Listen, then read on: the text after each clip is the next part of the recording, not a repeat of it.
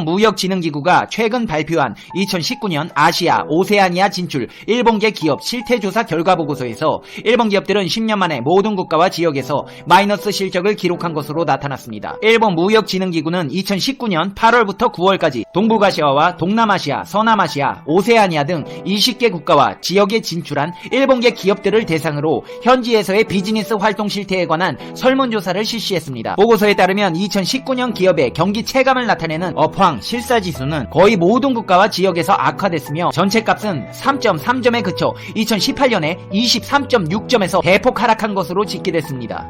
아니 23.6점에서 3.3점이면 20.3점이 떨어졌다는 건데 장사를 어떻게 했길래 저 따위 점수가 나온 거죠? 일본의 기업들이 마이너스 실적을 기록한 이유는 현지 시장에서의 매출 감소의 영향이 가장 컸습니다. 또 이러한 마이너스 상황은 곧장 비즈니스 확대 의욕의 저하로 이어졌습니다. 한마디로 장사 안 되니까 투자도 안 하고 투자도 안 하니까 실적 자체도 망해간다는 겁니다. 그러나 이처럼 열악한 상황에서도 그나마 나은 실적을 기록한 지역도 일부 있었습니다. 미얀마가 37.0으로 가장 높았고 캄보디아와 베트남이 각각 29.9와 20.2점으로 그 뒤를 이었습니다. 경기 체감이 가장 심하게 둔화된 곳은 동북아시아 지역으로 중국과 한국, 대만, 홍콩 지역이 뽑혔으며 이외에 대부분 국가와 지역에서도 마이너스를 기록했습니다. 아베 신조씨, 한국한테 그따위로 과거사 반성 못하고 개인적인 감정 섞어서 공사 구분 못하고 그러니까 동북아 무역 폭락하고 다른 나라들에서도 일본 거 안 사고 그런 거예요. 하지만 일본, 아시아, 오세아니아 기업들의 실적 악화의 이유는 한국 무역 보복 이외에도 더 있습니다.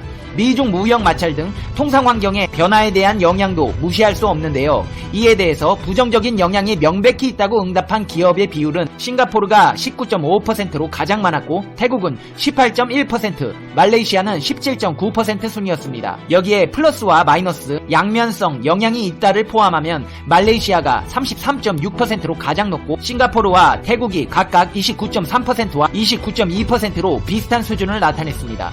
반면 베트남과 필리핀은 긍정적인 영향이 있다고 응답한 기업의 비율이 각각 7.1%와 5.7%로 비교적 높았습니다. 하지만 뭐니뭐니 해도 일본 기업들 눈에서 눈물 나게 하는 건 역시 대한민국입니다. 올해 일본에 대한 무역 수지 적자가 16년 만에 최저치를 기록할 것으로 전망됩니다.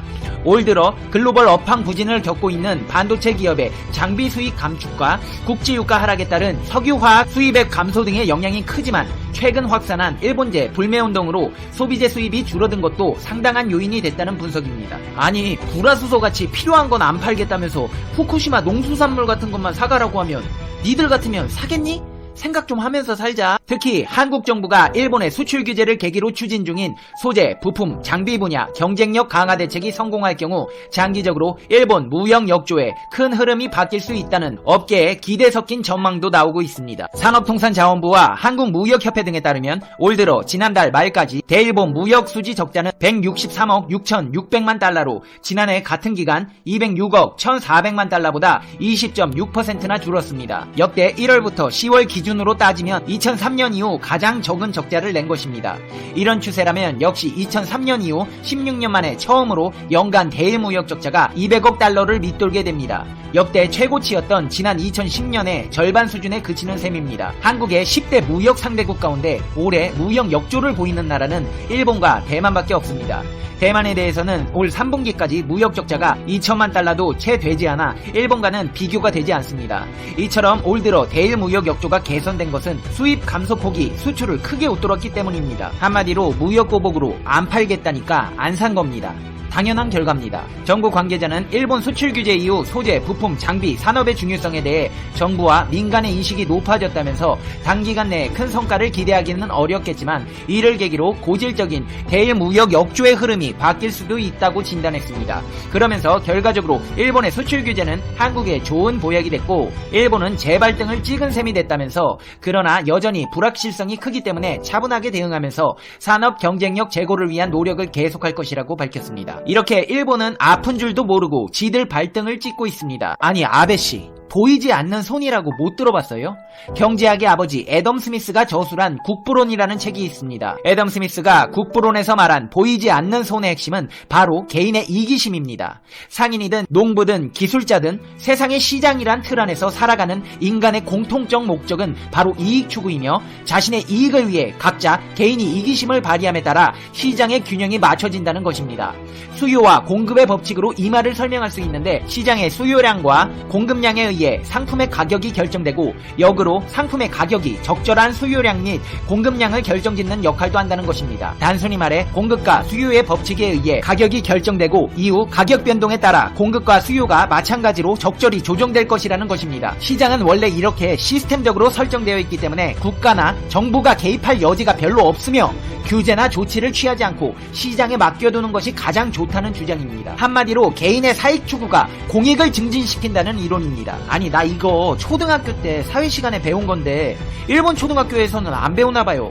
그러니까 맨날 세계적인 투자가 짐 로저스 씨가 아베 씨 뒤에서 경제 개뿔도 모른다고 맨날 말하고 다니잖아요. 짐 로저스 씨 아주 요즘 나보다 더 아베 씨 얘기하고 다니는 것 같아요. 상황이 이렇다 보니 일본에서는 세수가 감소해서 3년 만에 적자 국채를 발행할 것으로 보입니다. 올해 일본 국가의 세수가 당초 62조 4,950억 엔에서 크게 줄 것으로 알려졌습니다.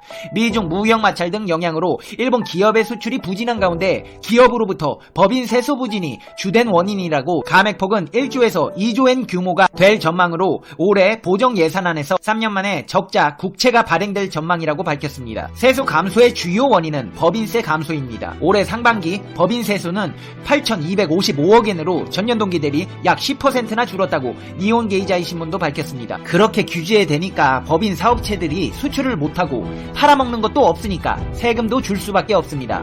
그 밖의 원인으로는 미중 무역 전쟁의 영향에 따른 수출 부진이 배경이 있습니다. 올해 4월부터 9월 국제수지 통계에 따르면 수출액에서 수입액을 뺀 무역 수지는 241억 엔 적자였습니다. 1조 1245억 엔의 흑자였던 전년 동기 대비 크게 악화됐으며 특히 중국 수출도 부진했습니다. 상장기업의 내년 3월 연간 결산에서 순이익은 전기 대비 4% 줄어들 전망도 나오고 있습니다. 향후에는 소비세율 10%에 따른 개인 소비 위축도 나타날 것이라고 이 매체들은 전했습니다. 하지만 상황이 이런데도 한국에 대한 일본의 입장은 완강합니다. 한국 정부는 한일 군사정보보호협정 종료를 유예하고 일본 정부에 대한 세계무역기구 제소도 중단하기로 했습니다. 하지만 이에 대해 아베 신조 일본 총리는 일본은 아무것도 양보하지 않았다. 미국이 강해서 한국이 물러났다고 반응했습니다. 중2병 일본이 공식적으로 발표하는 방사능 정보를 믿지 마라.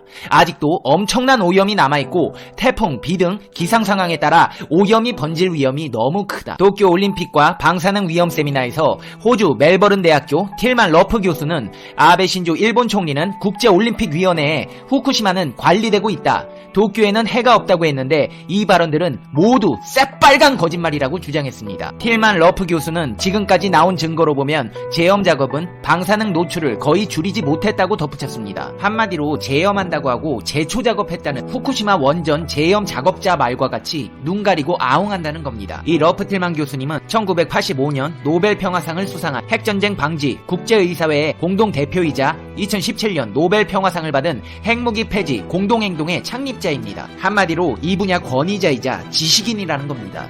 틸만 교수님은 이렇게 말했습니다. 올림픽 국가대표들 일본 정부에서 발표하는 정보들 절대 믿으면 안 된다. 사고가 난 지 10년이 지난 2021년까지도 후쿠시마는 방사능 오염이 여전히 심하게 남아있다. 러프 교수님은 현재 오염은 후쿠시마를 넘어서서 후쿠시마 서쪽과 남서쪽, 도쿄 북쪽까지 높게 치솟았다며 도쿄도 안전하지 않음을 강조했습니다. 한마디로 시간이 지나 방사능이 없어지기는커녕 넓게 퍼져서 일본이라는 섬 자체가 하나의 방사능 덩어리가 됐다는 겁니다. 그는 2011년 3월 14일 밤 어마어마한 양의 제논가스를 포함한 방사능 구름이 도쿄 위로 몰려왔는데 비가 왔다면 2천만 명이 고농도 방사능에 노출될 뻔했다며 도쿄가 재난 도시가 되지 않은 건 순전히 운이 좋아서였다고 설명했습니다.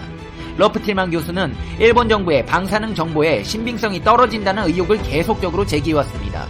그는 후쿠시마에서 50km 떨어진 지역에 사는 사람에 대해 1년 동안 방사능 노출을 분석했더니 평생 노출 추정량이 100mS까지 나왔다며 제염된 지역에 있던 사람이 더 높은 농도를 보이기도 해서 제염 작업의 효과에 의문이 드는 부분이라고 지적했습니다. 그는 일본 정부의 공식 방사능 측정 장소는 깨끗하게 치운 땅 위에서 측정해 실제보다 훨씬 적게 나온다며 일본 공식 측정치로 0.251mS를 나타나는 곳에서 우리가 가져간 측정기로 쟀더니 0.425mS까지 나왔다고 현장 사진을 공개했습니다. 와, 이건 그냥 빼도 박도 못하겠네요. 아베씨, 이거 설명해봐요. 측정기 틀렸다잖아요. 도쿄올림픽을 앞두고 내년 3월 26일 후쿠시마 제2원전에서 남쪽으로 10km 떨어진 지점에서 시작하는 성화봉송은 후쿠시마현의 거의 모든 지역을 경유합니다. 후쿠시마시에서는 야구 경기가 펼쳐질 아즈마 구장이 있고 축구 경기장도 후쿠시마에 가까운 도쿄 북부에 위치해 있습니다.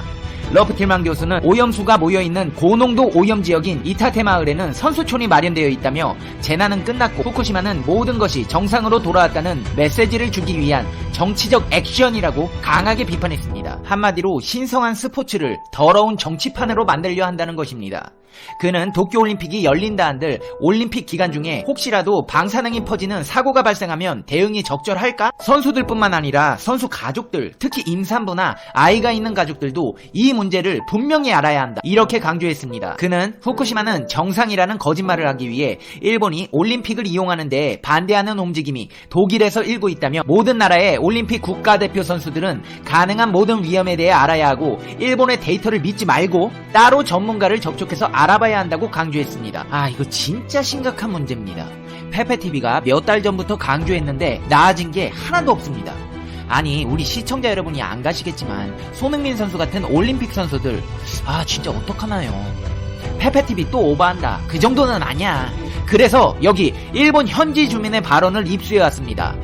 딸은 코피를 쏟고 아버지는 심근경색을 반복하고 후쿠시마시 현지 방사능 농도 최고치가 사고 전에 600배였다고 발언하는 현지 주민의 발언이 있었습니다. 후쿠시마 원자력 발전소에서 북서쪽으로 60km 정도 떨어진 후쿠시마시에 살던 가토린 씨는 후쿠시마 사고 당시의 상황을 전했습니다. 그는 일본 정부는 대피 대상을 50km 떨어진 지역까지로 정했지만 사고 직후부터 복통 없이 설사만 계속 나오고 아이들이 방사능에 더 취약하다고 해서 딸과 함께 300km 이상 떨어진 오사카구로 이주했다고 말했습니다. 가토 씨는 푸른 멍이 계속 생겼고 그해 겨울엔 앞니가 흔들리고 어금니가 빠졌다며 딸은 멈추지 않고 코피를 한참 쏟았는데 비슷한 시기에 이주한 다른 집 아이들도 마찬가지였다고 증언했습니다. 전문가도 정부도 안전하다고 하는데 왜 피난을 가느냐고 이주를 반대하던 가토 씨의 아버지는 후쿠시마에 계속 남았습니다. 그럼 이분 지금은 어떻게 돼 있을까요? 가토 씨는 원래 건강 체질이었던 아버지는 2015년 이후 반복적으로 심근경색을 일으키다가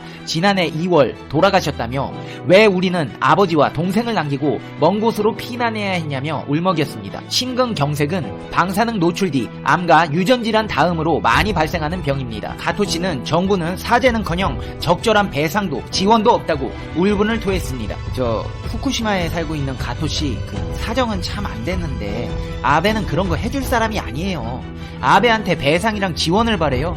그러면 우리나라한테 그렇게 했겠어요? 상황이 이런데 일본 사람들은 아직도 정신 못 차리고 아베를 지지하고 있습니다. 이렇게 일본 사람들이 정신 못 차리고 있는 동안 대한민국의 수출력군들은 다시 한번 일본의 코를 납작하게 눌러줬습니다. 무슨 말이냐고요? 우리나라가 세계 수소 전기 자동차 1위 시장으로 급부상했습니다. 현대자동차도 도요타 등 일본 브랜드를 제치고 세계 수소차 판매량 1위를 달성했는데요. 한국자동차협회에 따르면 올해 1월부터 10월까지 수소차 국내 누적 판매량은 3,200여 대로 나타났습니다. 이는 지난해 같은 기간과 비교해 무려 622% 증가한 수치입니다. 우리나라에 이어 미국과 일본이 뒤를 잇고 있습니다. 한국의 세계시장 점유율은 54.2%, 미국은 29.4%로 세계 수소차 시장을 주도하는 모습입니다. 업체별로 살펴보자면 현대차의 올해 1월부터 10월까지 내수, 수출을 합한 수소차 누적 판매량은 3,660여 대로 세계 1위를 차지했습니다. 이는 지난해 같은 기간과 비교해 무려 576% 넘게 오른 것입니다. 같은 기간 도요타의 판매량은 2,170여 대, 혼다는 280여 대를 판매하는 것에 그쳤습니다. 불과 1년 새 현대차가 도요타 등 일본 브랜드의 판매량을 앞지르고 세계 1위에 올라섰습니다. 이렇게 수소차 시장을 선도하는 소식까지 알려드렸습니다. 이제 페페TV의 결론 듣겠습니다. Conclusion, 페페TV. 이제 전 세계인들이 모두 페페TV를 시청하시나봐요. 호주의 틸만 교수님도 페페TV 보고 발표회 준비하셨나. 제가 과거에 주장하던 영상들과 아주 의견이 일치하네요. 아베 신조는 숨 쉬는 거 빼고 일단 거짓말로 의심해 봐야 됩니다.